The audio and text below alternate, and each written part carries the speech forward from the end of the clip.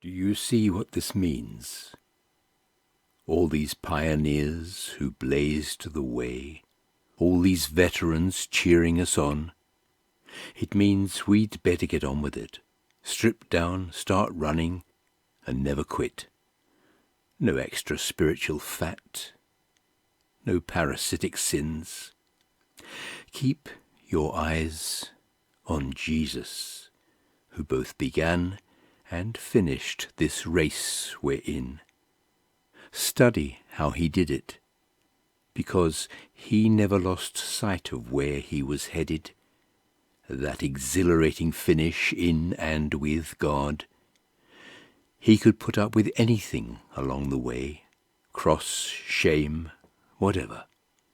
And now he's there, in the place of honor, right alongside God. When you find yourselves flagging in your faith, go over that story again, item by item. That long litany of hostility he plowed through, that will shoot adrenaline into your souls.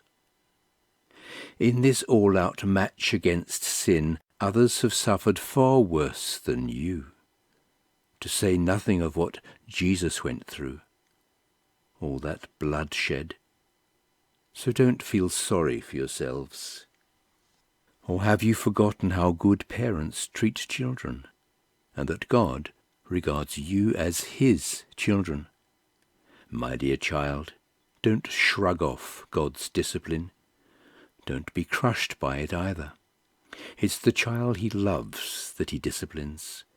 The child he embraces, he also corrects.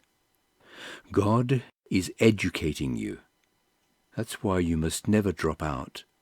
He's treating you as dear children. This trouble you're in isn't punishment, it's training, the normal experience of children. Only irresponsible parents leave children to fend for themselves. Would you prefer an irresponsible God? We respect our own parents for training and not spoiling us. So why not embrace God's training so we can truly live? While we were children, our parents did what seemed best to them. But God is doing what is best for us, training us to live God's holy best. At the time, discipline isn't much fun. It always feels like it's going against the grain. Later, of course, it pays off big time, for it's the well-trained who find themselves mature in their relationship with God. So don't sit around on your hands, no more dragging your feet. Clear the path for long-distance runners so no one will trip and fall, so no one will step in a hole and sprain an ankle. Help each other out and run for it. Work at getting along with each other and with God, otherwise you'll never get so much as a glimpse of God. Make sure no one gets left out of God's generosity. Keep a sharp eye out for weeds of bitter discontent. A thistle or two gone to seed can ruin a whole garden in no time. Watch out for the Esau syndrome, trading away God's lifelong gift in order to satisfy a short-term appetite. You well know how Esau later regretted that impulsive act and wanted God's blessing. But by then it was too late. Tears or no tears. Unlike your ancestors, you didn't come to Mount Sinai, all that volcanic blaze and earth-shaking rumble, to hear God speak. The ear-splitting words and soul-shaking message terrified them, and they begged him to stop. When they heard the words, "If an animal touches the mountain, it's as good as dead," they were afraid to move. Even Moses was terrified. No, that's not your experience at all.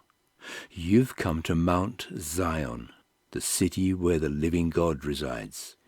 The invisible Jerusalem is populated by throngs of festive angels and Christian citizens. It is the city where God is judge, with judgments that make us just.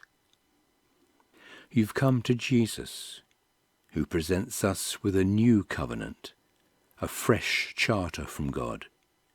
He is the mediator of this covenant.